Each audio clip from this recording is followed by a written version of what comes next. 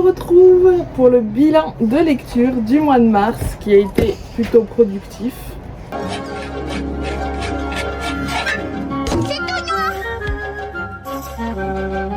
On commence avec Qu'à jamais j'oublie de Valentin Musso. Donc on parle d'une veuve d'un photographe célèbre qui passe quelques jours dans un hôtel de luxe et elle va se retrouver face à un homme et elle va le poignarder et elle va rentrer dans un mutisme complet. Et donc tout le long du livre on va essayer de comprendre pourquoi elle a poignardé cet homme. Donc c'est son fils qui va mener l'enquête. J'ai beaucoup aimé cette lecture. J'ai un peu eu de mal à me mettre dedans, c'était un peu long au début, mais j'ai bien aimé l'enquête, j'ai bien aimé le déroulement de l'histoire, l'écriture aussi. Ensuite j'ai lu Une belle vie de Virginie Grimaldi. Donc là je l'ai pas parce que je l'ai emprunté à la médiathèque. J'adore l'écriture de Virginie Grimaldi et j'avais pas beaucoup d'attentes sur ce livre.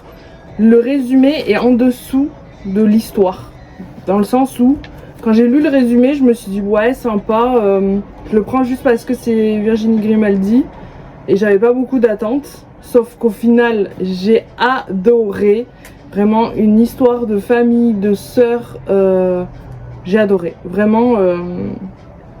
C'était très beau, c'était assez triste, mais très bon livre. Ensuite j'ai lu Cher Ella. Oui, ce livre qu'on voit partout, qui fait extrêmement pleurer.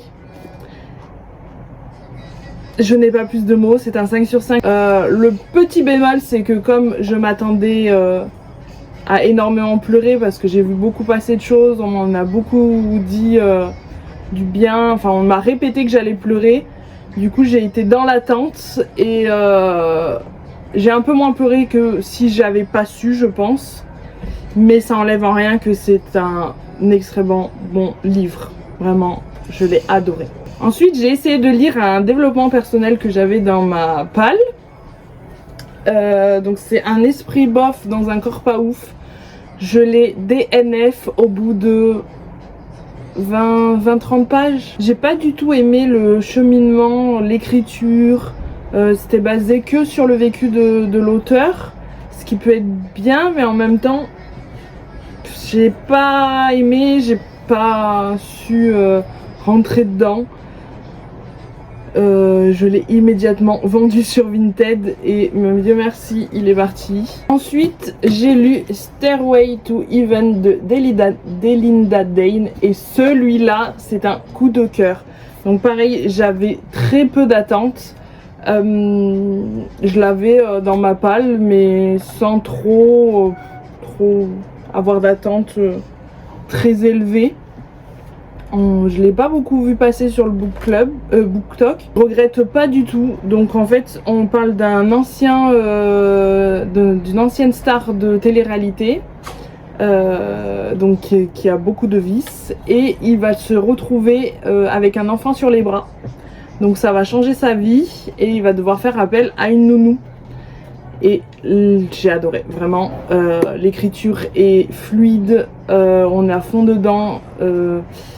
C'est beau, c'est drôle, les personnages sont très drôles, je me suis énormément attachée à eux. Franchement je le recommande. Et en plus j'ai appris très récemment qu'elle a fait un livre sur un des personnages secondaires, donc j'ai très hâte de le lire.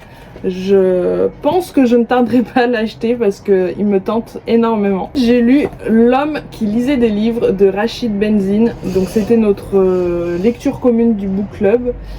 Et j'avais commencé à le lire, j'avais eu beaucoup de mal à me mettre dedans parce que c'est pas un livre dont j'ai l'habitude de lire, c'est pas de la fiction. Et finalement j'ai réussi à me mettre dedans et je regrette pas du tout parce que très beau livre et nécessaire. Il m'a fait verser quelques larmes et je vous le recommande. En plus il est très court donc ça se lit bien.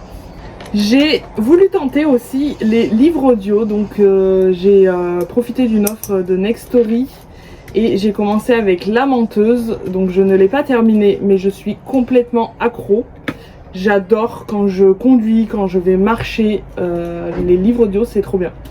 Surtout je pense sur les thrillers, et en plus là elle parle à la première personne, donc du coup j'ai l'impression que j'ai juste une copine qui me fait des vocaux. Et mon dernier livre du mois, qui a été un énorme coup de cœur également, c'est La Révolte de la Reine de Morgane Moncomble. Donc j'ai vu beaucoup passer de critiques sur le fait que ça ne respecte pas l'histoire, enfin le côté historique. J'ai pas l'habitude d'en lire, donc je ne peux pas forcément donner mon avis sur ça. Mais c'est vrai que en général j'ai un peu du mal avec les époques anciennes. Et là vu que c'était Morgane, j'ai voulu tenter parce que j'adore son écriture. Et j'ai adoré, le fait que ce soit modernisé ne m'a pas dérangé. J'ai beaucoup aimé le côté royauté. Pour celles qui l'ont lu, vraiment je suis amoureuse de Gabrielle et de son dévouement. Et puis Acacia et Alexandre également. Et Jeanne, qu'on n'oublie pas.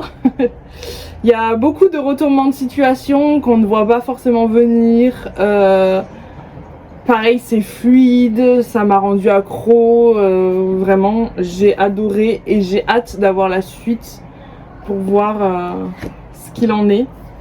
Donc voilà, donc on est sur un mois plutôt productif, merci le chômage. Donc on se retrouve le mois prochain pour mon bilan lecture d'avril. Ma pile à lire d'avril est donc Écrire notre histoire de Tilly Cole.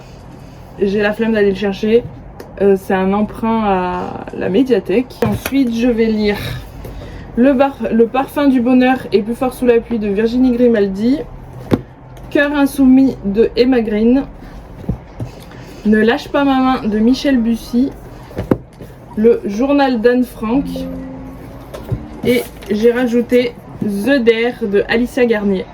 En sachant que je prends le train fin du mois et j'ai 4 heures aller, 4 heures retour, donc je pense que ça va me permettre de lire pas mal de livres. Voilà. N'hésitez pas à me dire ce que vous avez pensé des livres si vous les avez lus et je vous dis à bientôt.